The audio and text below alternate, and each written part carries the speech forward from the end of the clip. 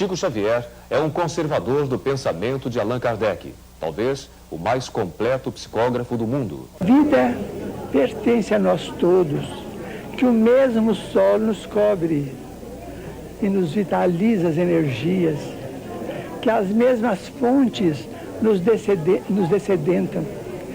Mas, naturalmente, se acalentarmos essas tendências de natureza inferior, a soma de tudo isso tem um nome só, é o nome de guerra, que infelizmente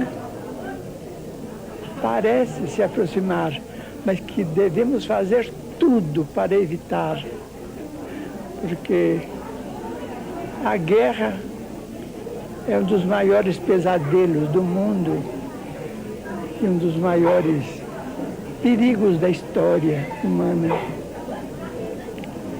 Façamos força, cada um de nós, para que a paz esteja conosco e que desistamos todos de viver à procura daquilo que pertence aos outros, porque cada um de nós pode estar contente na situação em que se encontra. Quando nós estivermos satisfeitos com aquilo que temos,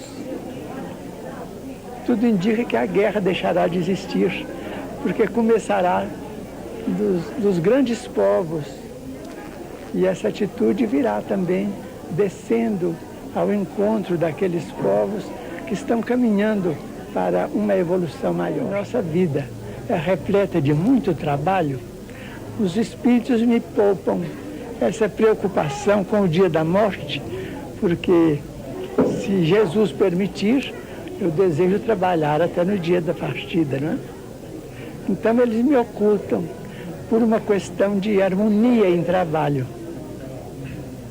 Vamos fazer força para demorar no corpo, porque quanto mais tempo desfrutarmos para trabalhar junto uns com os outros neste mundo, melhor para nós, porque partiremos com mais experiência. O Brasil será a grandeza ou a decadência que os homens, especialmente os dirigentes da nação, dele fizerem. O Espírito de Emmanuel, nosso guia e amigo espiritual, desde muito repete para nós outros.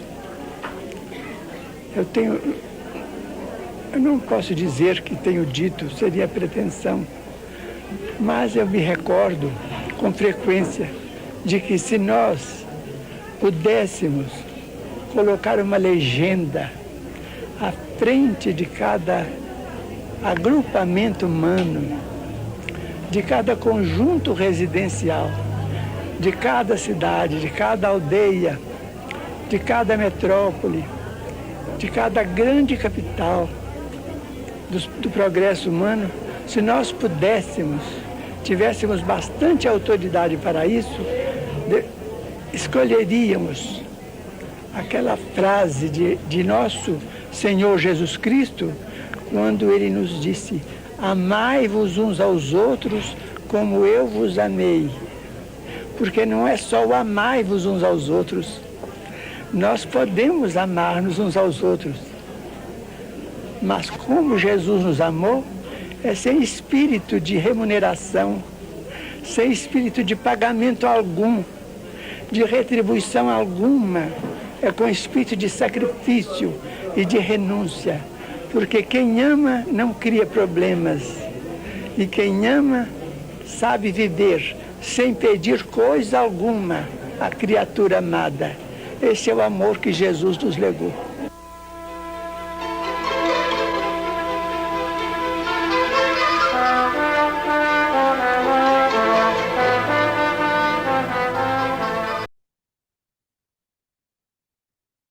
Bem, meus queridos amigos e irmãos, muito boa noite.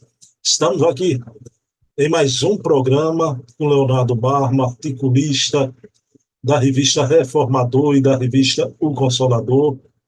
Em mais um programa com Barma, mas pela primeira vez, um novo programa no nosso canal, um novo projeto, Chico Xavier, o apóstolo da mediunidade. Pessoal, por que eu e Marmo, a gente decidiu encerrar o programa que a gente tinha, que era maravilhoso, tá?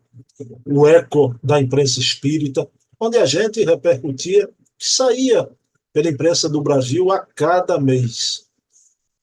E conversando com o Marmo, resolvemos encerrar aquele projeto e iniciar esse sobre a vida e a obra de Chico Xavier.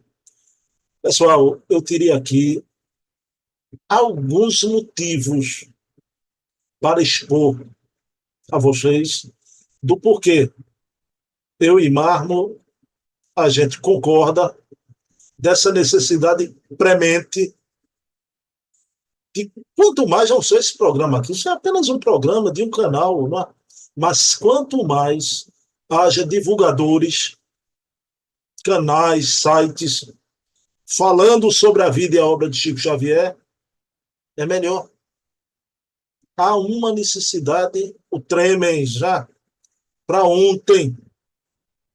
O querido escritor, um gênio da literatura mundial, Humberto Eco, autor do best-seller O Nome da Rosa, ele dizia o seguinte, que a internet deu voz aos idiotas.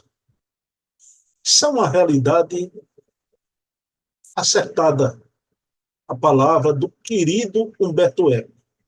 E isso não foge também às correntes de pensamento várias, e não fica fora o espiritismo. Mas o que é que acontece, né? Preferimos uma internet, a opinião de Humberto Eco, que dê voz aos idiotas, do que o cala-boca, a censura, a regulação, o controle da mídia. Então, somos a favor da liberdade de pensamento e de expressão.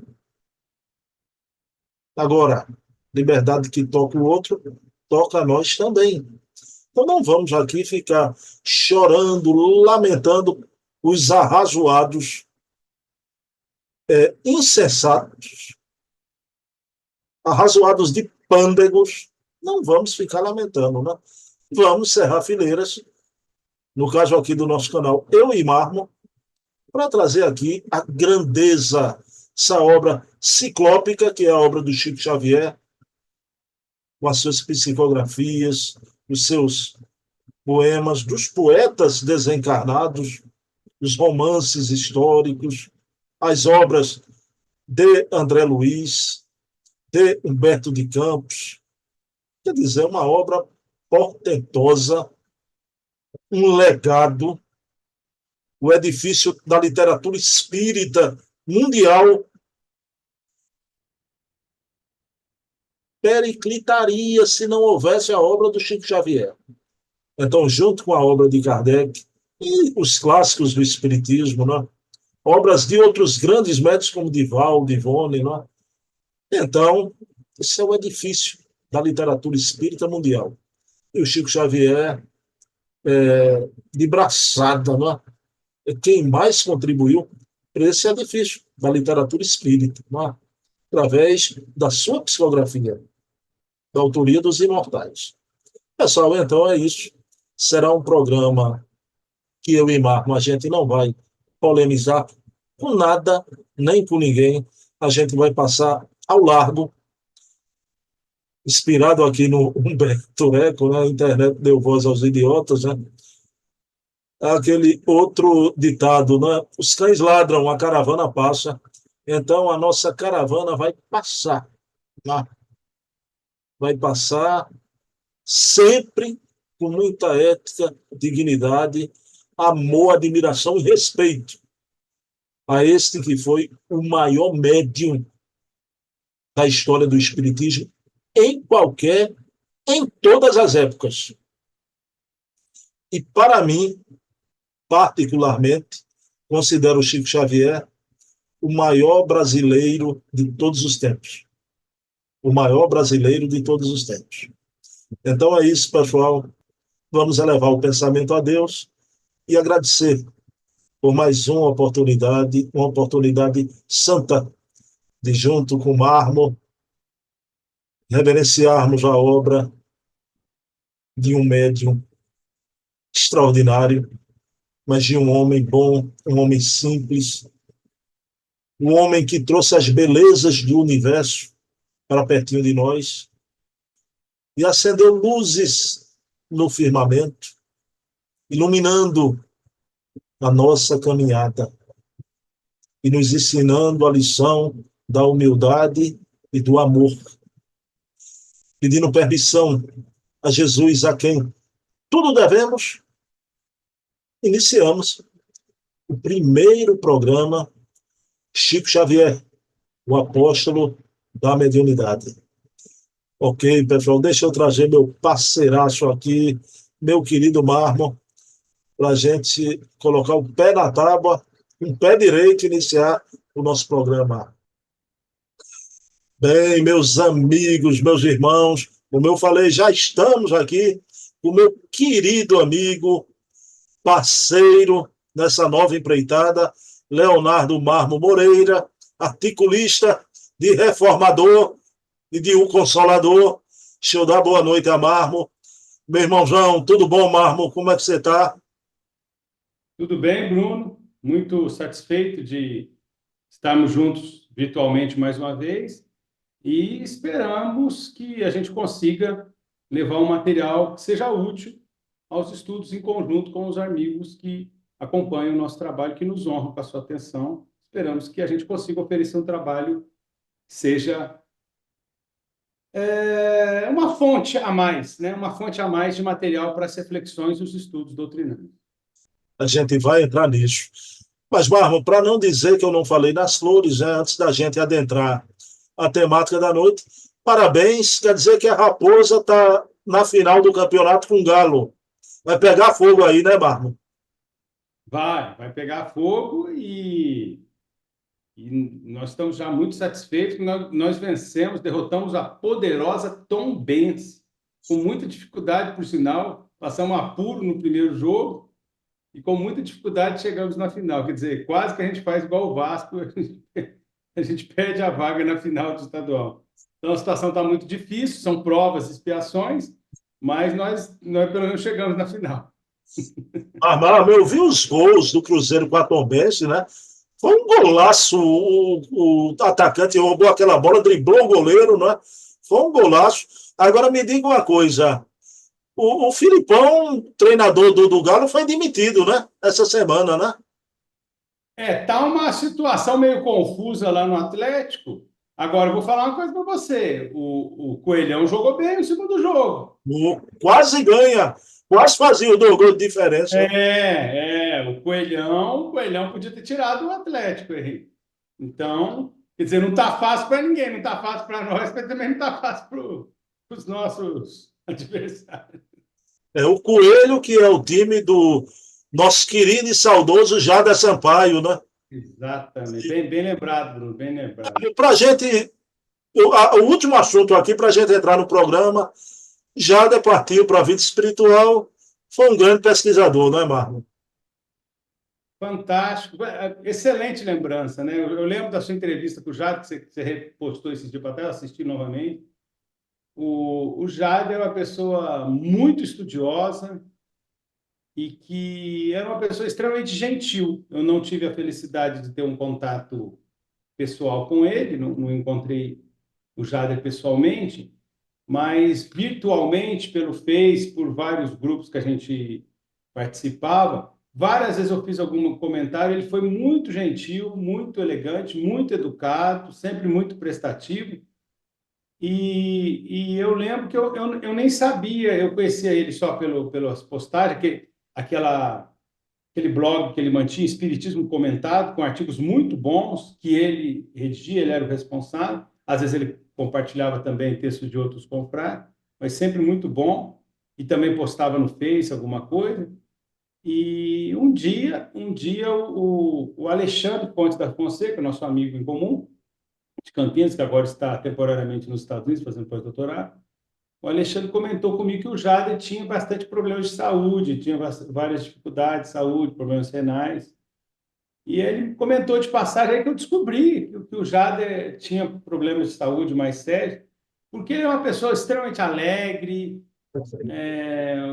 como você gosta de dizer, com muita alegria de viver, muito jovial, muito para cima, e não deixava transparecer que ele tinha uma luta bastante dura com os seus problemas físicos, no caso, problemas renais, que levaram ele até uma aposentadoria precoce da universidade, muito embora ele, como aposentado, ajudava bastante no setor de psicologia, no departamento de psicologia da UFMG, continuava relativamente atuante nas bancas, nas participações, e teve uma participação muito grande no movimento espírita, não só em Belo Horizonte, no Célia Xavier, grande centro, importante centro espírita da região metropolitana de Belo Horizonte, mas também participando do movimento espírita nacional. Uma pessoa muito educada, o contato que eu tive com ele, uma pessoa generosa, Bruno, muito carinhoso, muito gentil, e uma pessoa que sabia se posicionar nos debates, mas sempre de uma forma bastante elegante, com muita dificuldade, com muita facilidade em lidar com temas difíceis, é isso que eu quero dizer. E respeitando a opinião, então ele era bem quisto por pessoas que tinham opiniões, às vezes em alguns pontos, muito diferentes das dele. E isso a gente sabe, pelo que a gente vê do movimento espírita no presente e no passado, que não é muito fácil, né? Você conseguir debater de uma forma que você consiga ser claro no seu ponto de vista, defender o seu ponto de vista com clareza, divulgar aquilo que você acha que é um encaminhamento para uma lucidez maior em relação ao entendimento espírita, mas sem melindrar ou tratando com respeito, sabendo colocar as palavras em relação aos irmãos que pensam de uma forma diferente. E o Jader realmente, a gente acredita profundamente, sem nenhuma informação mediúnica, sem nenhuma revelação, mas a gente acredita profundamente que ele deve estar muito bem, que era uma pessoa muito boa de coração, pelo menos no meu contato com ele, transparecia muito isso, e muito idealista, e muito sério no estudo. Contribuiu muito com a Enlip e contribuiu muito com a divulgação de mensagens muito boas pela internet, pelo Facebook, por vários mecanismos virtuais. E você faz uma lembrança muito grande que ele brincava com isso, né? Aqui entre atleticanos e cruzeirenses, eu como psicólogo sou torcedor do Coelho, do América, que tem uma torcida menor, né? Aqui é engraçado em Minas. Teve uma época, agora não mais, agora não tem mais isso, mas teve uma época que todo governador do estado era torcedor do América. Eu achava estranho isso quando eu era criança. Para não se comprometer, né, mano? Para não se comprometer, eu achava estranho isso, porque eu ia procurar para quem que o governador ou o candidato ao governo torce. Aí a gente tinha a lista dos governadores, todos os torcedores do Coelhão americano. Eu falei, meu Deus, mas que coisa estranha. Eles não são cruzeirenses atleticanos, mas é político, né, Bruno? Você sabe como é que é. Ok, Marmo. Então fica a lembrança e a saudade de Jader, que Jader fique bem. E como o Marmo falou, com certeza Jader já está vivendo plenamente, né, da sua nova vida. Bem, meu querido Leonardo Marmo, né?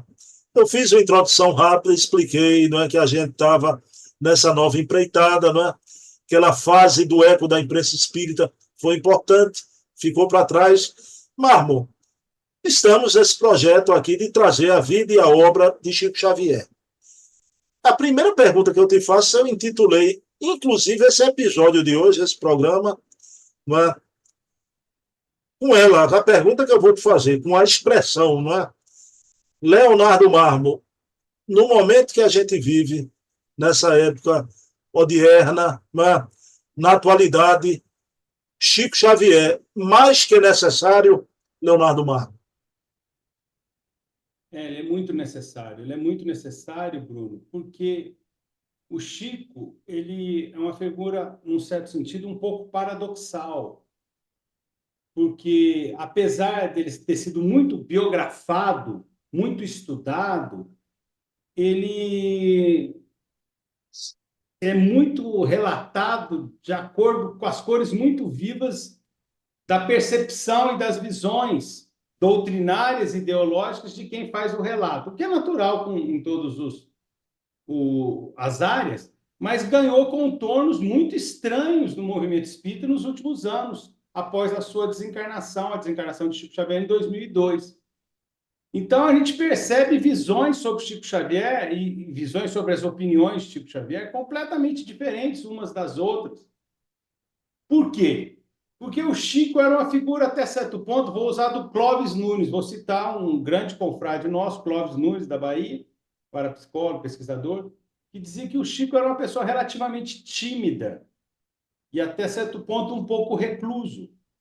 E ele, sendo um pouco tímido, um pouco recluso, ele era muito focado na sua tarefa, porém, ele permitia, sim, uma certa expansão dessa tarefa, atendendo às solicitações dos confrades, dos amigos, claro, cientes da grandeza, da importância do trabalho dele como pessoa, como referência para a divulgação da mensagem espírita, e ele entendia isso. Mas ele era muito focado no trabalho dele. E, até certo ponto, ele era a figura que era muito... Como ele era muito centrado na figura dele, e ele não hipervalorizava a sua tarefa, ele valorizava, mas não hipervalorizava, daí um pouco essa reclusão, essa vida um pouco simples, interiorana, vivendo sempre em Pedro Leopoldo e depois em Uberaba, não saindo tanto para Rio, São Paulo, e não viajando tanto. Isso fez com que ele fosse, a biografia dele, os pensamentos dele, além da questão da própria mediunidade super intensa, envolver ele numa certa aura de mistério, né? num certo clima de mistério, que deu margem e continua dando, e parece que isso tende a crescer, talvez não muito produtivamente, a que pessoas trabalhem essa imagem dele de acordo com interesses que às vezes não são tão elevados assim. Então, o Chico Xavier, essa reclusão esse caráter um pouco fechado dele, deu margem a muitas crendices sobre ele. E alguns estudos que não são exatamente muito sólidos, muito consistentes. Então, acaba que estudar Chico Xavier, vida e obra, de uma forma um pouco mais lúcida, um pouco mais isenta de qualquer tipo de ideia a priorística, a meu ver, seria interessante para a gente entender a mediunidade dessa grande referência e, por consequência, entender a mediunidade como um todo. Então, ele é uma fonte de informação espírita. A vida e a obra de Chico não deixa de ser um material para a gente estudar espiritismo. Leonardo Marmo, esse homem que viveu aqui na Terra, o mediunato, não é? Esse homem que deu a vida pelo ideal, até aquela brincadeira do Emmanuel com ele, né? Quando ele concluiu tantos livros, né? O Emmanuel chegou e disse, mais 10, não é? E o Emmanuel disse, sua vida vai ser desapropriada, não é? Para o Espiritismo. Mas, Leonardo Marmo, a gente pode afirmar que o Chico foi o apóstolo da mediunidade. Ele realmente exerceu aqui na Terra um mediunato. Eu lembro, você lembrou desse comentário, esse caso pitoresco aí dos 100 livros, né? De 30, 60, 100, com Emmanuel. E tem uma passagem que eu acho bem interessante, que tem a ver também com a produção de livros. O Emmanuel chegou para ele e falou, Chico, olha só, a sua tarefa não é somente produzir os livros, mas a sua tarefa também é produzir os leitores. Olha que coisa interessante. Como é que você produz leitores? Já parou para pensar nisso? Exemplo. Oi? O exemplo. E assim, difícil, né? Porque você produz o livro, a pessoa gosta do livro, o livro chega, você fica curioso pelo médium, você procura o médium e você encontra um médium extraordinário, uma pessoa humilde, bom de coração, com uma mediunidade autêntica, verdadeira, comprometido com o trabalho espírita. Então, eu diria o seguinte, Bruno, ele produziu os livros e produziu os leitores. É inegável que grande parte do crescimento do movimento espírita, pelo menos do ponto de vista numérico, de adeptos, e também do crescimento de casas espíritas, instituições espíritas, no Brasil e na América do Sul, caminhando para o mundo, tem muito do exemplo da inspiração no trabalho de Chico Xavier, isso é indiscutível. E se a gente entrar numa análise técnica, não vou dizer técnica, mas usando um parâmetro assim mais concreto, vamos chamar assim, para não cair numa discussão um pouco piegas ou que o pessoal acha que envolve um sentimentalismo da nossa parte. Em relação ao número de livros, Chico Xavier teria produzido com os póstumos, né, com os livros que saíram depois da sua desencarnação, mais de 500 livros. Então, do ponto de vista de produtividade numérica de livros, ele é inigualável. Muito bem. A qualidade dos livros dele, em geral, é uma qualidade muito elevada. É um conteúdo muito elevado. Tudo bem. O tempo de dedicação à causa espírita bate em 75 anos aproximadamente, como médium espírita, 75. E como médium, obviamente, ele foi médium desde a primeira infância, né? Gira em torno de quase 90 anos, ele que desencarnou com 92, pelo menos dentro da consciência física, com 3, 4 anos, você já tem relatos de revelações dele, como aquele caso da gravidez ectópica, quando Dona Maria de Deus ainda estava viva. Ele tinha 4 anos de idade, ela desencarnou quando ele tinha 5. Então, olha só. Então, o Chico, em termos de experiência mediúnica, de vivência da mediunidade, dedicação no bem, de vivência na mediunidade espírita, comprometido com o trabalho espírita, produtividade em número de livros, impacto com as lideranças espíritas, fomento, fortalecimento de trabalhadores espíritas, estímulo a trabalhadores espíritas que o procuravam e que ele cedia do seu tempo para atender, para inspirar, para conversar, para ouvir, para trocar ideias. Quantos relatos a gente tem desse tipo em Pedro Leopoldo e Uberaba? Você tem um programa com o César Perry. Quantas vezes o César comenta de experiências dele, da família dele, de confrades que ele conhecia com Chico Xavier? É uma coisa fabulosa.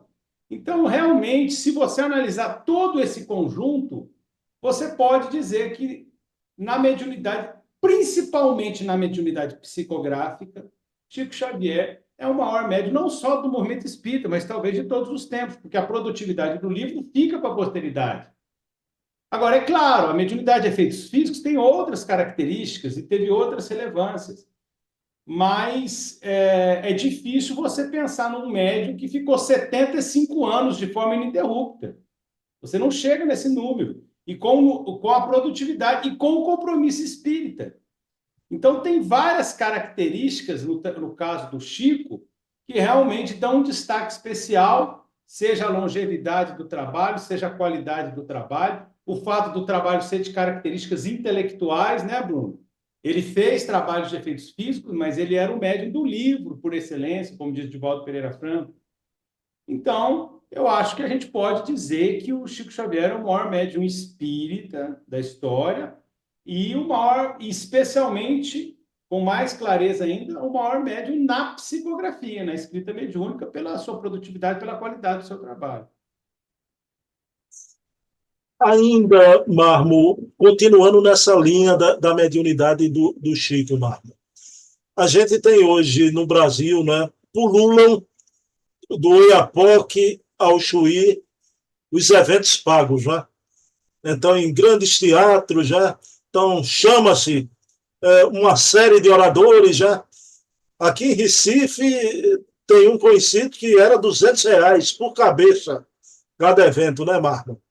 Então, veja bem, em determinado momento eu fiz até um vídeo, né,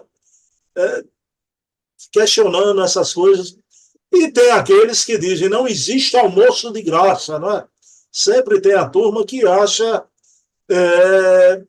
importante que haja esse tipo de coisa, né? De eventos pagos.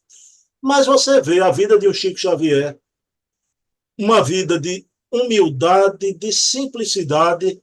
Agora, salta aos olhos também, Leonardo Marmo, a gratuidade em tudo que o Chico Xavier realizou.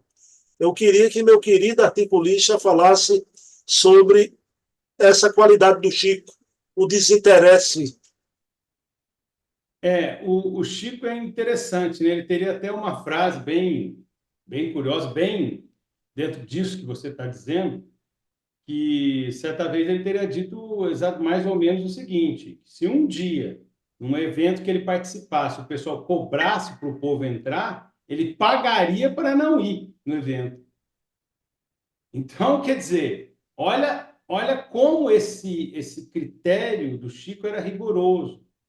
E é contraditório o nosso comportamento, não do Chico, o nosso do movimento espírita em geral, porque nós sempre exaltamos isso, né? Pelo menos 90% do movimento espírita, ou mais até, exalta 95% até mais, o caráter gratuito, o dar de graça o que de graça recebemos, a mediunidade gratuita, o desinteresse no ganho material em relação às questões espirituais, a separação do trabalho material com o trabalho espiritual para não misturar as coisas. A gente sempre fala isso, mas na prática, o que a gente vem observando, igual você está pontuando, Bruno, não só nos congressos, mas às vezes até em atividades profissionais, em atividades que misturam o trabalho doutrinário com um trabalho profissional que seria próximo do doutrinário ou inspirado pelo doutrinário.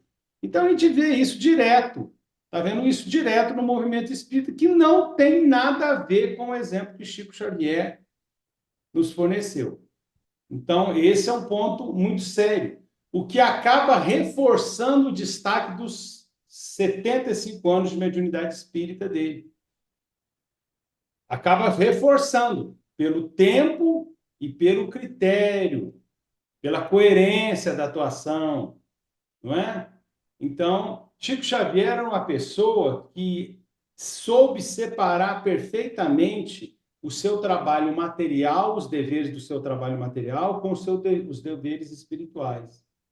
E segundo dizem vários biógrafos, o que eu acho um negócio impressionante, com toda aquela atividade doutrinária deles, igual o Divaldo Pereira Franco conta, às vezes chegava 4, 5 horas da manhã para voltar, e dormia pouquinho tempo, no outro dia, logo de manhã, ele já estava ligado para continuar o trabalho, todo mundo estava morto, todo mundo estava arrebentado com a língua de fora. Dizem os biólogos que ele nunca faltou nenhum dia de serviço.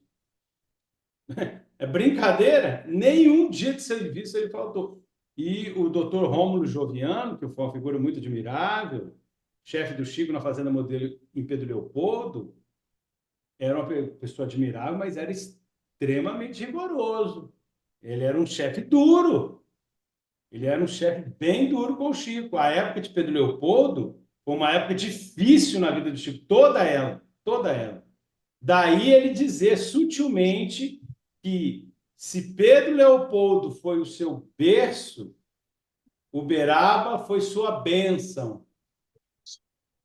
Porque, ao que consta, ele nunca se arrependeu de ter ido para Uberaba aos 49 anos e realmente a sequência de problemas e dificuldades dentro da família, as perseguições religiosas e uma série de problemas que ele enfrentava em Pedro Leopoldo teriam atenuado em Uberaba. Então, o Chico, nessa questão do desinteresse material, é incrível, né, Bruno? A gente está falando de 75 anos, é bom que a gente lembre o seguinte, Kardec trabalhou mais ou menos 15 anos. E não teve um médium que se saiba, ou foram poucos com maior destaque, pelo menos com maior destaque, que ficaram os 15 anos com ele. Então, eu acho assim estranho alguns confrades desvalorizarem o desinteresse material do Chico, desvalorizarem as informações espirituais do Chico. Acho muito estranho isso, sem um respeito. O Chico é tratado como um fazedor de romances mediúnicos, como se isso fosse uma coisa de menor importância, sendo que os romances, propriamente dito, na obra dele, é uma percentagem muito pequena de toda a obra. Então, realmente, a mediunidade gratuita, o seu compromisso com a assistência na caridade, em diferentes áreas do comportamento, ele atuou como médium de efeito físico, ele aplicou passe, Ele fez estudos, ele tocou centro que não tinha ninguém assistindo.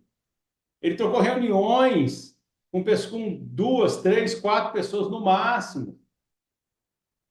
Então, aquela disciplina férrea, a longo tempo, em feriados, dias santos, finados, sem problema algum.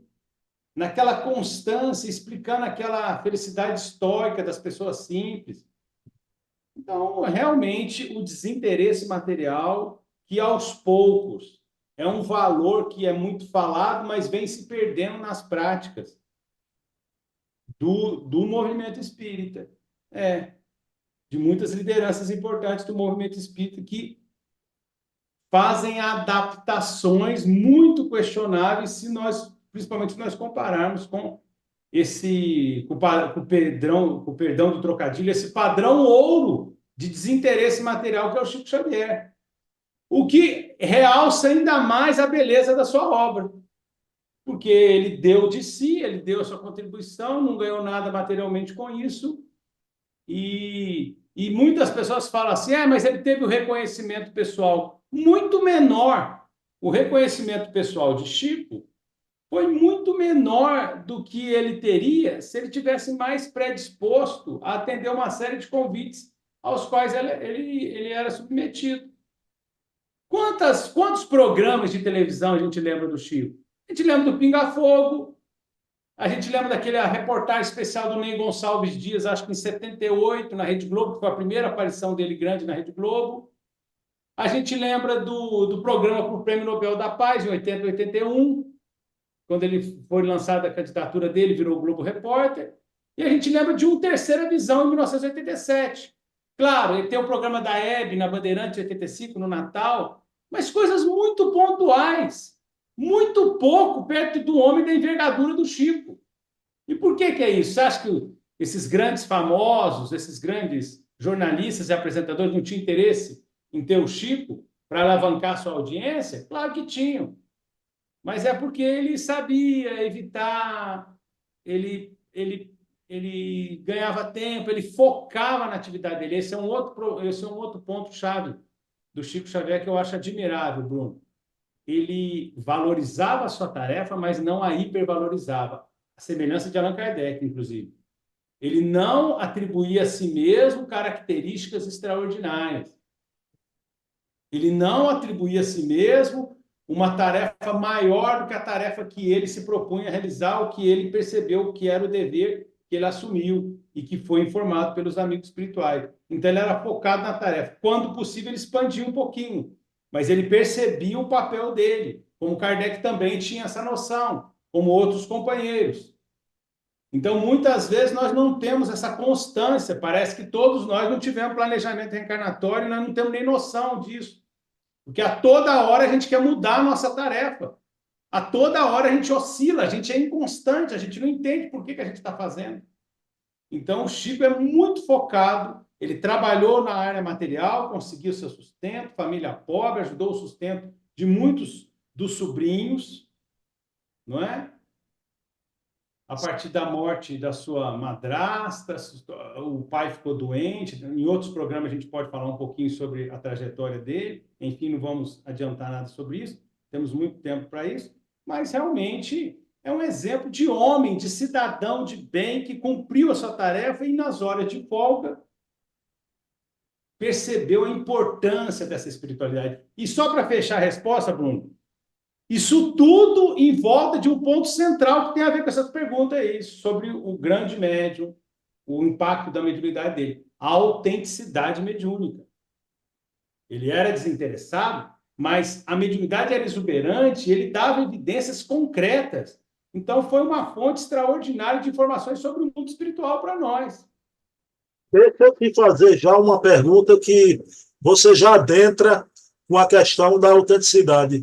Se bem, Marmo, que o que você falou aqui foi inspirado pela espiritualidade. Que coisa bonita, Leonardo Marmo, né? O padrão ouro na atividade do Chico Xavier, o desinteresse. O padrão ouro é exatamente isso. Exatamente.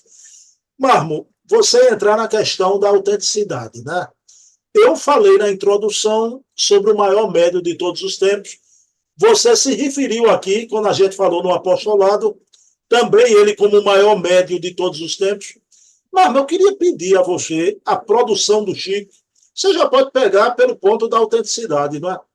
Fazer um exame comparativo à evolução da mediunidade no Espiritismo, que a gente conhece desde a época de Kardec, Espiritismo aqui no Brasil, porque a questão da autenticidade, a questão da multiplicidade, diversidade de estilos. Mármore é mesmo o maior médium do Espiritismo em todos os tempos. Já queria que você fizesse uma análise comparada, um exame da mediunidade do Chico. Eu acho que esse dia para trás até vi uma entrevista que está no YouTube, está nas mídias, do compositor, cantor e compositor Oswaldo Montenegro. E ele dizendo o seguinte, que quando ele fazia um disco, ele fazia um álbum, lançava um álbum de música, um disco, um recorde, como se dizia, um bolachão, um long play, né? Ele fazia para o pai dele. Ele queria que o pai dele gostasse. Ele fazia pensando, será que o meu pai vai gostar? Será que o meu pai vai... E aí, quando o pai dele desencarnou, aquilo foi terrível. Mas que, por algum motivo, a pessoa continua a levantar todos os dias pela manhã e continua a luta. E hoje, sem ter substituído a ausência que o pai faz na vida dele, Oswaldo Montenegro, ele faz um pouco para os netos dele. Mas que a morte é horrível, que é uma coisa horrorosa, que ninguém fala, mas que ele fala, que aquilo ali é terrível, você virar o nada, você acabar, a morte é terrível. Eu achei uma declaração tão visceral, tão sincera, tão autêntica, e eu falei assim, meu Deus do céu, como é importante a mensagem da imortalidade da alma, a comprovação da imortalidade da alma.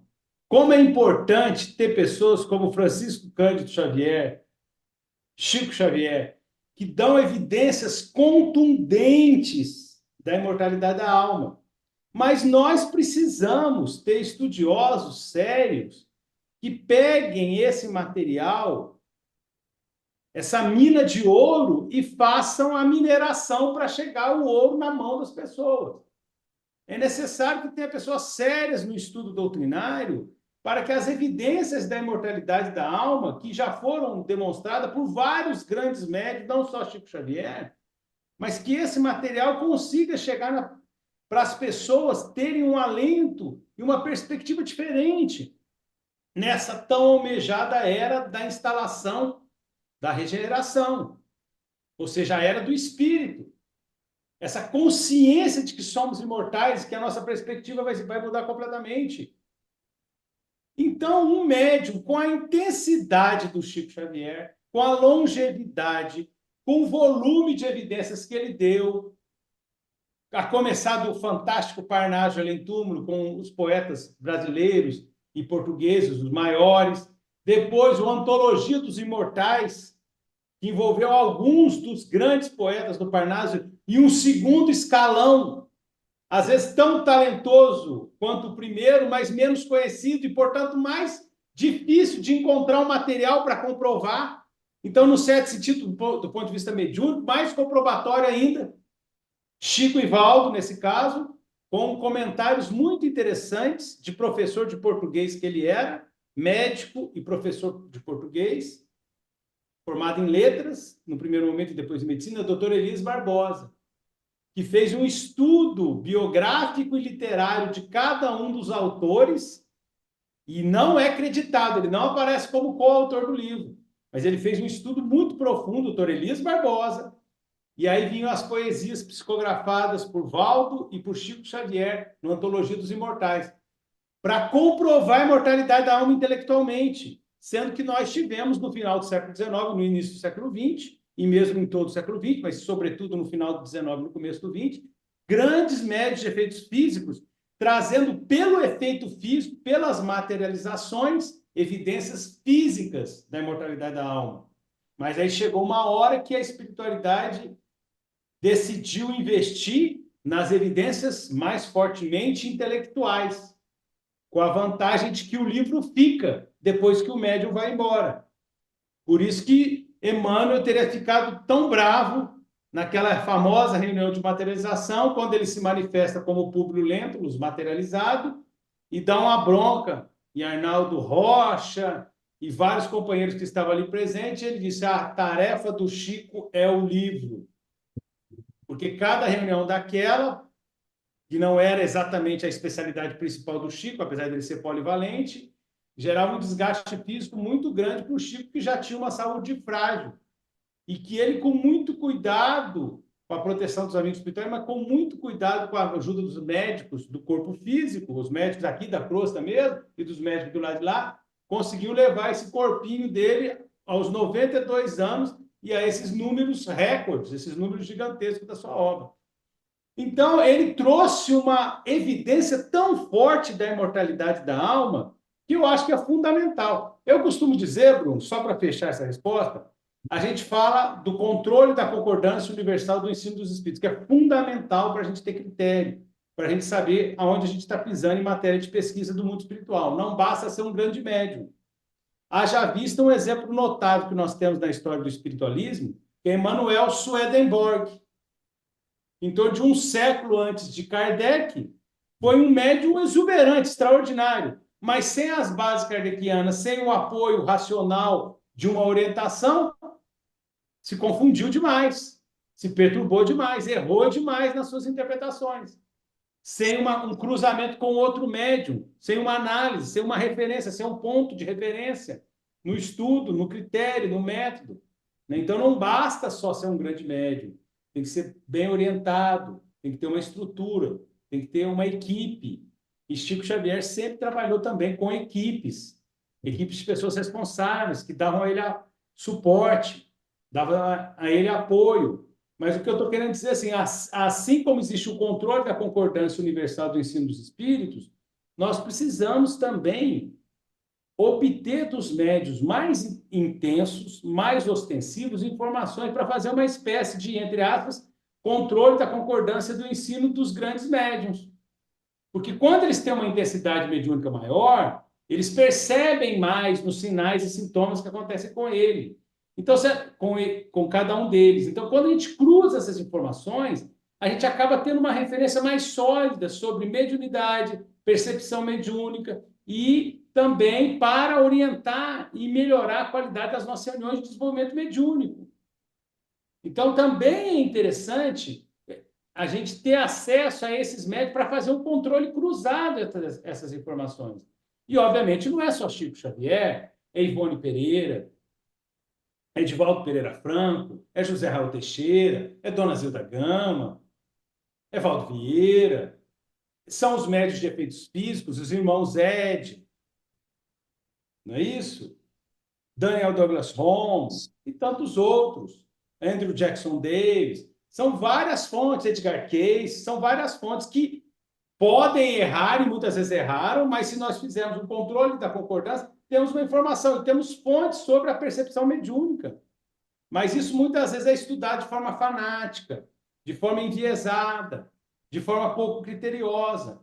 E, obviamente, Chico, tendo vasta documentação biográfica, tendo vasta documentação da mediunidade dele, os prefácios maravilhosos das obras que ele trouxe, ele tem um material muito rico, que pode ser um ponto central para a gente começar a fazer um estudo em série de outros grandes médios, para fazer esse estudo corroborativo, esse estudo de confirmação qualitativo, quantitativo, para a gente ter mais segurança no avanço do espiritismo, que não pode parar em 31 de março de 1869, não pode parar com a morte de Kardec, porque senão a gente está engessando o espiritismo em texto sagrado e matando o seu aspecto evolutivo, que está associado à progressão normal de qualquer ciência, e o espiritismo tem base científica. Marmo, essa pergunta agora eu deixei para o fim. Tá? Pessoal, eu tenho tido várias conversas com o Leonardo Marmo e a gente se afina muito na forma de pensar. Né? Eu e Marmo, a gente combina uma coisa em perfeita sintonia. Né? Às vezes até um adivinhando o que o outro está pensando, né?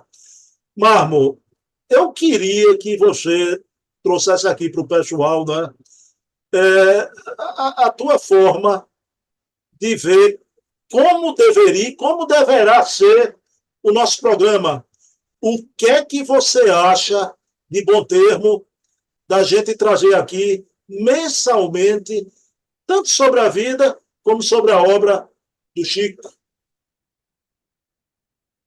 A vida e a obra do Chico, elas se misturam, né, de uma forma muito bela, porque a vida dele foi muito difícil, materialmente falando, e sobre outros aspectos também, a incompreensão dos familiares. Eu lembro daquela cena até do filme Chico Xavier, Bruno, que é o pai rasgando os livros que ele lia. Imagina para um menino pobre que gostava de ler, como é que aquilo ali deve doer no coração, um pai rasgando os livros, tacando fogo nos livros que o menino gostava de ler. Então, você ter uma incompreensão tão forte dentro dos familiares, dentro da própria família, partindo do próprio pai. Você imagina para uma criança, a mãe desencarnando com 5 anos, e a perseverança, a resistência, a resignação, o ideal superior, a continuidade. Então, a vida dele é muito bela nessa concomitância com o desenvolvimento da própria obra. Os problemas dentro do próprio movimento espírita, a incompreensão dos confrades, as resoluções de problemas materiais andando junto com o trabalho espiritual. Porque em menor, mas muito menor expressão, a gente percebe isso, né? Às vezes você está com um problema na família, você está com um problema no trabalho, e você, de repente, tem um compromisso, né, Bruno? Você que é um orador que já viajou, você sabe, às vezes você está com um problema na família, está resolvendo um problema no trabalho, e aí você resolve, você sai rapidinho, você tem um planejamento doutrinário e você tem que... Não, agora é a hora do trabalho doutrinário, eu tenho que me concentrar, eu tenho que melhorar minha vibração, eu tenho que me vigiar, eu tenho que me policiar, eu tenho que levar um conteúdo. Agora, você imagina se isso a gente sente uma dificuldade em trabalhos que são respeitáveis e importantes, principalmente para nós mesmos, que os desenvolvemos em pequeninas tarefas. Imagina um trabalho igual o Chico, que ele tinha consciência da importância daquilo para ele e da importância daquilo para milhões de pessoas, do presente e do futuro. Então, aquela preocupação de não errar, de não comprometer a obra, de fazer a obra dar certo, tendo que conviver com uma série de compromissos familiares, pessoais e de trabalho. E fora as dificuldades orgânicas. Chico Xavier era praticamente cego de um olho e o outro não era muito bom. Então, imagina essa pessoa, essa luta diária para entregar, sofrendo muitas deserções, amigos que o abandonaram, companheiros que ficaram a desejar em alguns aspectos, e ele se sentiu sozinho, muitas vezes numa outra fase já doente, já sentindo a fraqueza da própria idade. Então, realmente, vida e obra se intercalam, porque traz a beleza disso que a gente está falando, do desinteresse material, da persistência. Então, eu lembro de Divaldo Pereira Franco. Perguntaram a Divaldo Pereira Franco, num workshop muito bom, né, como de prática para o Divaldo, né, usual para ele, saúde e paz, se não me falha a memória. Ou é o encontro mortes coletivos. Eu sei que foi na creche Amélia Rodrigues, final na década de 90, final da década de 90, e Santo André.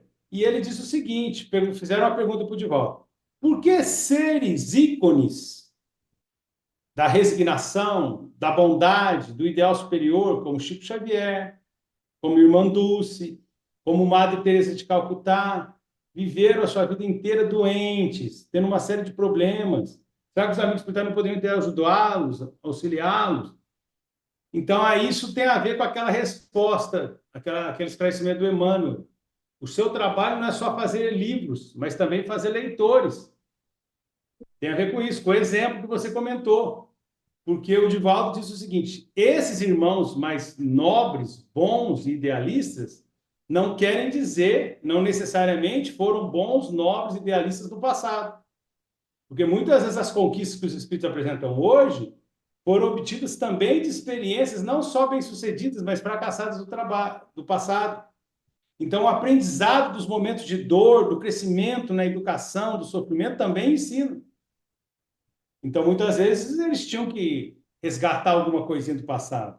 Mas, ainda assim, a gente fica um pouco insatisfeito com esse esclarecimento, porque o amor deve cobrir a multidão dos pecados. Muito embora João Batista, precursor de Jesus, teria sido Elias, perdeu a cabeça, talvez em associação ao problema que ele, como Elias, teria causado ao sacerdote Baal. Então, mesmo na grandiosidade da tarefa do amor, nós também temos compromisso do passado, não quer dizer que estamos totalmente limpos.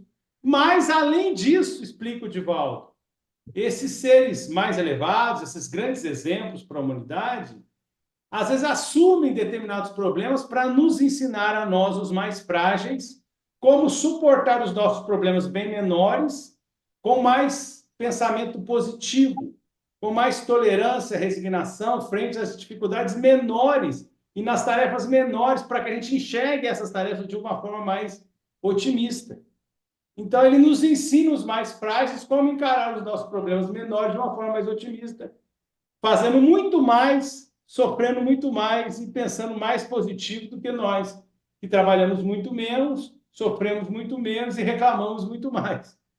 Então, que beleza, né? Então, a gente vê a sequência do processo evolutivo, das provas, das expiações, do passado, numa sequência de libertação, de iluminação, mas a gente vê também aquela tarefa de fazer leitores, de fazer seguidores, não de si mesmo, mas do Mestre, nosso Mestre Jesus de Nazaré, seguidores da luz, pessoas que estão sinceramente comprometidas em crescer na iluminação pessoal e ajudar seus irmãos. A implantação do reino dos céus na Terra. Então, eu acho que é por aí. Chico Xavier é um exemplo e é uma fonte de estudo para nós que queremos aprender espiritismo e mediunidade. Então, o que você quis dizer, Mármore, como é que a gente vai fazer esse programa Vida e Obra se entrelaçando? Se entrelaçando, até porque, né, Bruno? Quando a gente fala de obra, aí que está a dificuldade. A vida é muito interessante, entrelaçando com a obra, que é maravilhosa, que é muito conteúdo, mas a obra não é só o livro que ele deixou, é esse que é o ponto que eu queria frisar. A obra não são só os livros, mas os pingafogos, os esclarecimentos, as conversas, as cartas consoladoras, como você comentou, o contato com muitos famosos, não por serem famosos, mas porque esses famosos deram entrevistas posteriormente sobre esses contatos com o Chico, e que mostraram como é que o Chico lidou com cada um deles, e com os não famosos também. Então, é a vida e a obra, mas a obra não só os livros, mas a obra como um todo, o legado nos diálogos, nos esclarecimentos, em toda a orientação espírita, evangélica, moral e pessoal que o Chico possa ter dado a uma pessoa ou a muitas pessoas reunidas, as mais ricas, famosas e as mais simples e humildes da sociedade. Bom, pessoal, isso aqui na noite de hoje foi apenas uma breve apresentação, né? Um prospecto que eu e Marma colocamos aqui, né? Eu interrogando Marma e Marmo trouxe aqui a cimentinha, né? Meu querido Leonardo Marmo, a prece final é com você. Vamos lá. Deus, nosso Pai, Jesus de Nazaré, nosso Mestre maior, governador da terra, amigos espirituais que abençoam, que protegem o canal, nosso amigo, irmão e confrade Bruno Tavares, rogamos a proteção e pedimos para Allan Kardec, nosso codificador, para Chico Xavier, o apóstolo da mediunidade, e para nossos amigos espirituais pessoais, que abençoe essa nova fase do nosso contato, do nosso pequeno trabalho, Bruno Tavares e eu, para que esse material possa ser útil aos irmãos que, assim como cada um de nós, estão na luta das tarefas doutrinárias, na luta do espiritualismo, do trabalho espírita, na luta pelo evangelho e pela transformação de si mesmo. Obrigado, Senhor, por essa oportunidade, obrigado por esse dia, obrigado por esse momento, abençoe a todos nós e abençoe a todos os irmãos que estão sintonizados conosco, sobretudo aqueles que estão passando por dificuldades maiores. Aproveito, mestre, para pedir, nesse momento em especial, para o nosso confrade, amigo e irmão, Jader dos Reis Sampaio, recentemente desencarnado, grande trabalhador espírita, que ele possa receber toda a luz, todo o amparo, assim como a sua família, que ficou nas lutas da reencarnação, que possam ser amparados e auxiliados hoje, amanhã e sempre, assim como todos os irmãos que enfrentam a partida de um ser querido. Muito obrigado.